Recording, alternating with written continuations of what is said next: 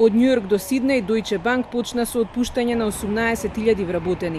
Ова е дел од големиот план на банката за реструктурирање, кој се однесува на речиси 1/5 од вработените.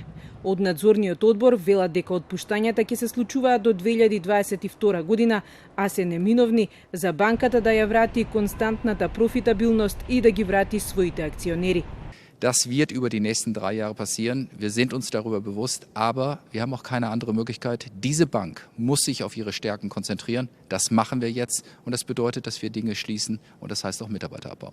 Лошата одлука, повикувајќи ги еден по еден, им е соопштено најпрво на луѓето кои работат во њујоршкото седиште. Во Америка ќе следат и најмногу отпуштања, поради тоа што Deutsche Bank не успеа на американскиот финансиски пазар. Односно, идејата да се прошири надвор од Европа пропадна. На Deutsche Bank со години не им оди, а репутацијата на глобално ниво им се влоши, посебно поради бизнис релациите со Доналд Трамп.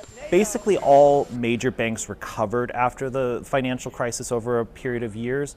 Deutsche Bank did not. They last year failed the Federal Reserve's stress tests and had to do a whole bunch of reorganization. They were heavily tied up in the Greek bond crisis that happened about 7 years ago. They also traded things that a lot of other banks already traded: bonds, oil, commodities. So they really never found a place for themselves here over the years, and their destroyed reputation ended up just costing them in the end. Со години банката е соочена и со плаќање регулаторни казни, слаб профит и високи трошоци. Но минатата година заврши во позитива, откако и успеа стратегијата за концентрација на моќта на европско тло.